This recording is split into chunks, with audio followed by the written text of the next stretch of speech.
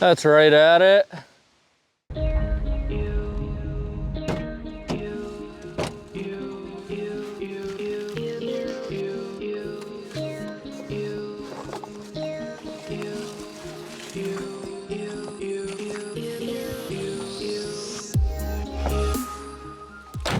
Now let's go toss some plastic.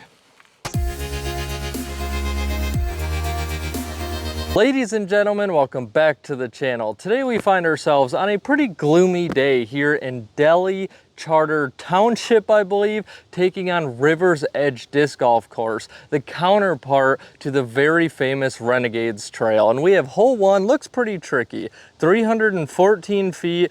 The basket's somewhere up there to the left, I believe. We have to hit this initial gap. It goes way uphill. We're just gonna take it nice and easy for hole one. I'm gonna go with my Garrett Girthy Wraith. And guys, there is a wind advisory today, so we might be facing some pretty tricky challenges throughout our round. But I'm really excited to get this round started. Fight back. If that doesn't fight back, we're in trouble. Wow. That's I'm not warmed up. I did not throw that hard, but that headwind kept that Wraith dead straight uphill the entire time. Let's get started. We've left ourselves in a very tricky spot, probably around 80 feet. This railing is just the perfect height to hit, but hopefully we can give it a nice little run with our pro Rhino.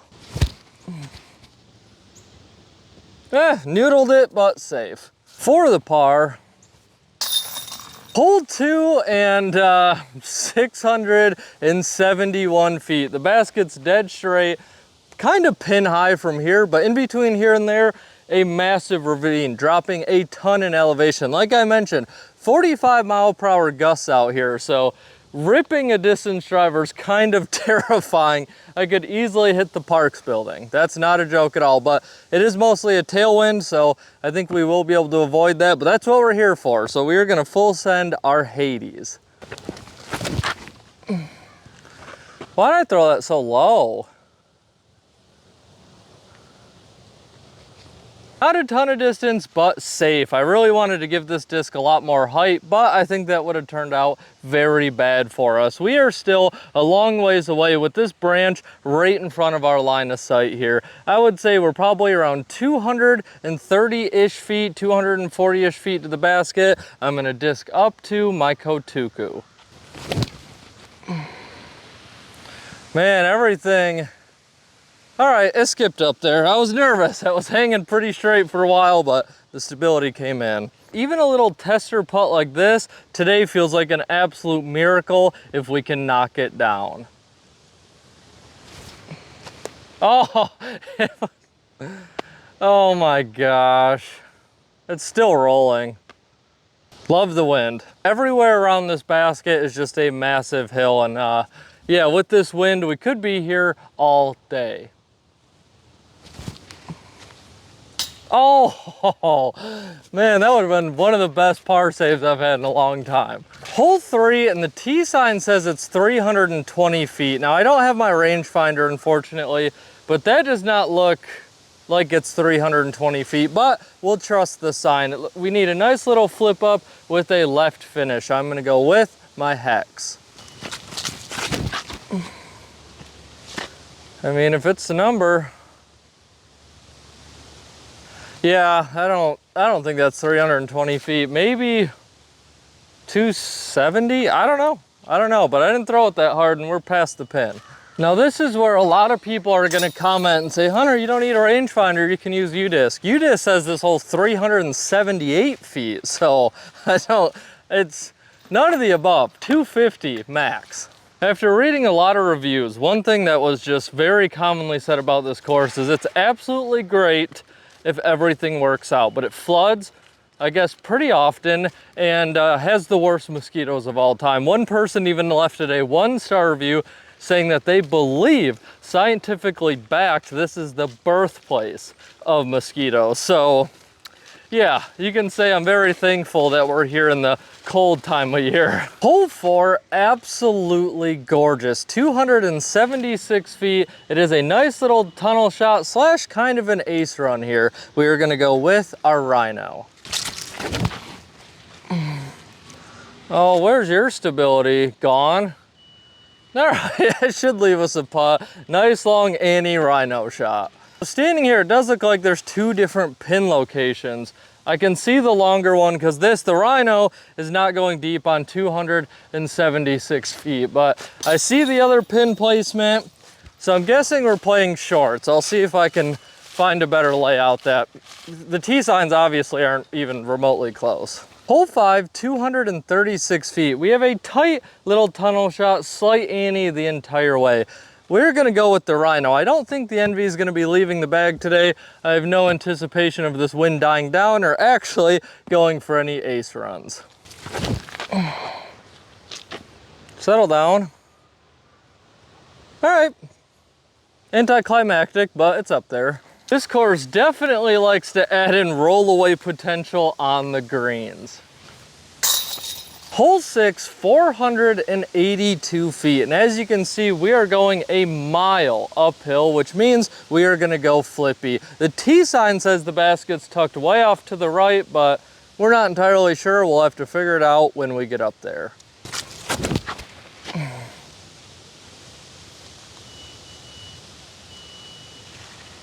Terrible. So here's our Hades, one of the worst tee shots I've thrown in a long time. There's a lot going on. I think we're finally getting away from the park, but they're doing like fall cleanup. So there's John Deere's, just all kinds of stuff going on down there. I'm still not sure where the basket is. We're just gonna pick up our Hades because we're still going so far uphill and hopefully see the basket on the next shot.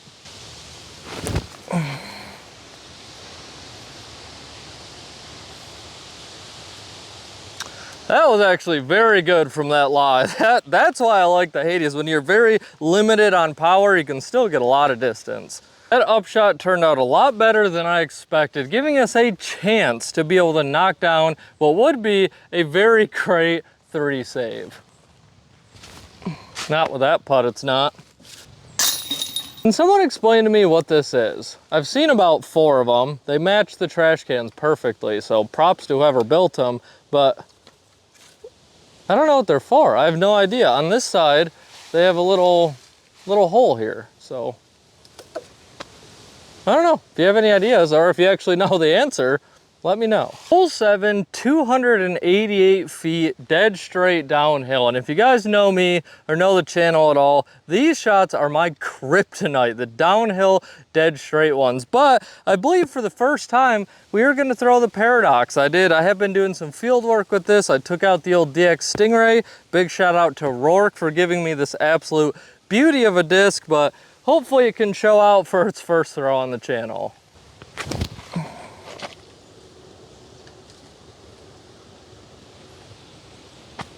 The Paradox, easily the worst disc I've ever thrown in my life. You know what I mean? Because there's no way I'm gonna admit I am the common denominator for these dead straight downhill shots. Please be a putt. We'll take it. We've left ourselves a little tester putt to save our 3.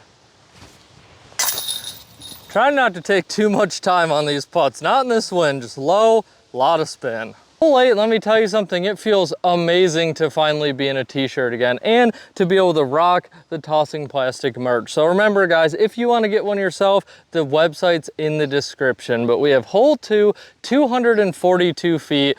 And this hole is not, for a righty, it is not backhandable. And as you guys know, my touchy forehand shots usually leave a little bit to be desired, but we are gonna go for it and we are gonna go with our justice. We need to go get a nice little turn with a hard right finish, snaking through the woods. Oh, wow, see you later. See you later. I didn't feel that bad. Completely blind, long downhill putt, maybe to save our 2.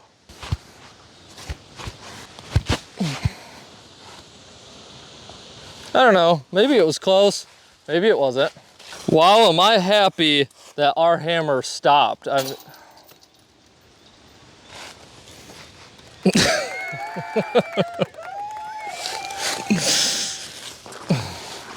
Never mind. I was about to tell you guys about all the potential rollaway, but I don't think it needs an explanation now. All right, nice save. We gotta, no more silly mistakes. Hole 9, 551 feet, and it looks like we're just trying to hold an ante as long as we can. And I will say from holes 8 to 9, that's probably the longest walk I've ever experienced between 2 holes on a disc golf course. We're gonna go with a soft Hades. Do Hades things. Oh my, how good was that looking? That's a huge bummer there. We have left ourselves a fun Anheuser putt, and this will be the last time I say it, guys.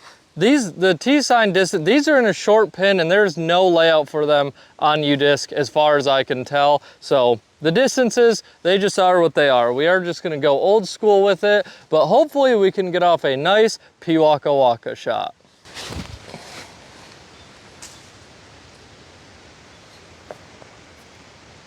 Not really. Keep thinking discs are gonna do things differently when there's this much wind. It's just, I don't know, it feels like a shot in the dark, but if it keeps calming down for the putts, I have no complaints. Still miss them though. For today's hole 9 break, I'm gonna tell you guys another van life story, and this one happened on my way to Big Rapids. Now keep in mind, especially this time of year, it gets dark early, so it was naturally pitch black when I hit the road. And while driving on the highway, all of a sudden I thought, man, I'm smelling coolant. If you guys know anything about cars, if you start smelling coolant, if your vehicle loses coolant for even a couple minutes, there it goes. The engine will just blow up. It'll overheat. Luckily, pretty much as soon as I caught that smell, there was an exit. Hit that exit and pulled into a gas station. It was so dark, but when I pulled into that lit up gas station, I could realize that there was just billows of smoke coming out of the front of Greta, which, let me tell you something, was a very unnerving sight. And across the street was a family farm and home. And so I ran across 5 lanes of traffic, went into family farm and home. I also thought it'd be cheaper. It wasn't. Those stores never are. It was more expensive than the gas station, but I buy some jugs, you know, I got them all held up. I run across the street again and boom, realized that I locked myself out through all the stress, just running around. I had now found myself stuck outside of Greta with a blown coolant hose. Eventually, I got someone down there after waiting in the cold for quite a while, and I got a coat hanger. So I caught the coat hanger, unlocked Greta, got my little toolkit, just started kind of MacGyvering things, and eventually got her back on the road. So there's just another little insight into van lifing. That's just another Tuesday sometimes, depending on how your luck is going. I hope you guys enjoy these little stories, and please, like I mentioned, in the description is my website. There's merch and over 200 used discs. Please, if you have time, check it out. Hole 10, and it's absolutely gorgeous and has a finicky line. Really, all I'm gonna try to do is just get dead straight. I would guess this basket's about 320-ish feet. I'm gonna go with my hex. Oh, it looks pretty good. Hopefully I'm somewhat right on my distance there, and we should have a putt at it. The hex has indeed left us a putt, but I would not call it a short one. We are probably around 65 feet, dodging acorns to save our 2. No, good, not great. For the par. So there's where the pin usually is. Yikes, that'd be a scary approach shot. Hole 11, I would guess this to be about 260 feet dead straight, and it is kind of a bummer because a lot of these holes normally 360 giant hyzer through the woods. Sounds like a lot of fun, but we are gonna give it a run with our Envy. That's right at it. Oh, a little short. I thought for a second we might have a run there. That was a close one. Hole 12, I'd guess this one about 350-ish feet. The basket is dead straight, but as you can see, we have just a ton of trees, but we want a nice little flip up down this right-hand side and get that slow fade at the end. We are gonna go with our Wraith.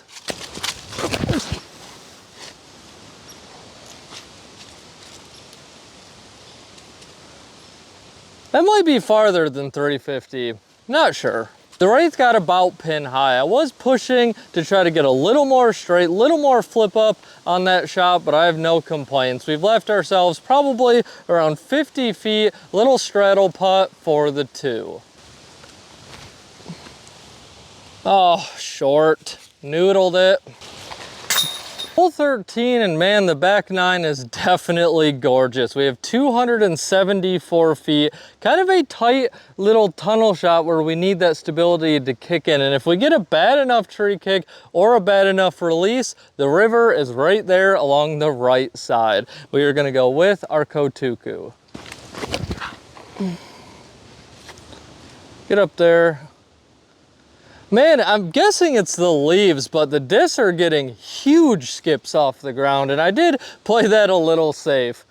Let's see. We've left ourselves another probably 50-footer for the 2, and the water is not too far behind that camera. I might go in. Might. Didn't. Hole 14, and I think this tee sign is spot on. 545 feet. We need to go dead straight pretty much as long as we can, and a left finish is preferred if we get straight enough. And guys, with all the leaves, this is gonna pretty much be the only thing I'm throwing. Oh no. Dang it, that thing is not wanting to turn over today. That's fine.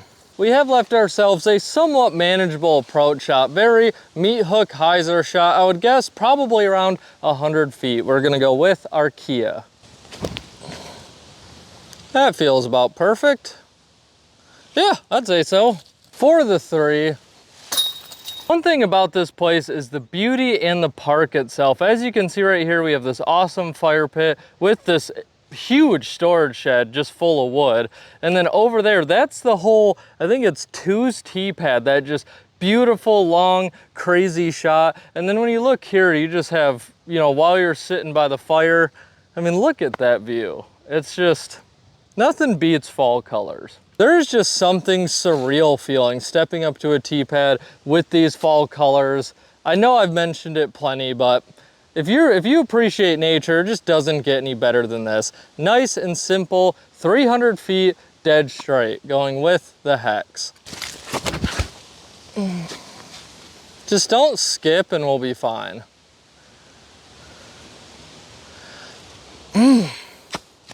Man, things are liking the hyzer today. There's no doubt about that. We did get exactly pin high, but have left ourselves another tester, probably around 40 feet. Low, low, low, low, as the famous Little John says. Hole 16, very similar situation. We have about 300 to 320 feet dead straight. There's a giant tree up there in the middle of the fairway, but if we make it to that, we have a putt. So again, we're gonna go with our hex.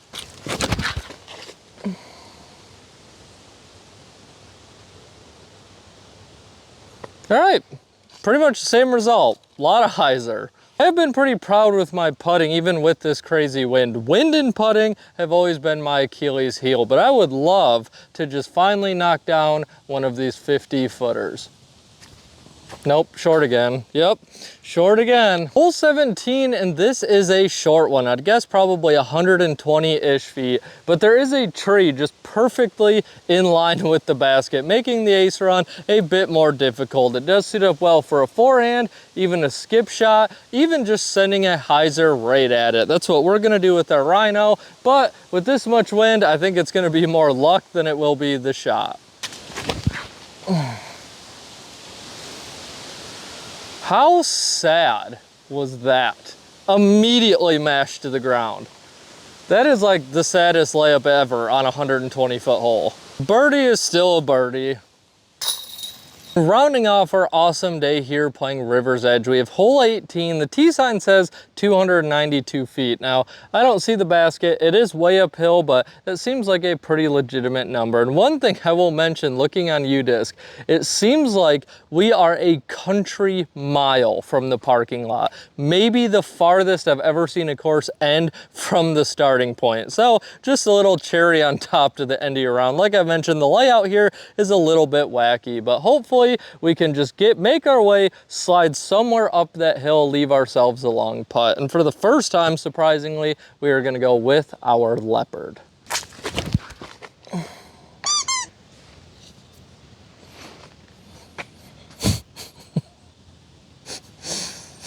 Yep, great way to end. For the first time this round, I am very happy the pins are in the short location, because otherwise I think we would have absolutely embarrassed ourselves on this last hole. We are probably 85, 90 feet away, slightly uphill, pretty wide open little run. We are gonna go with our Pro Rhino.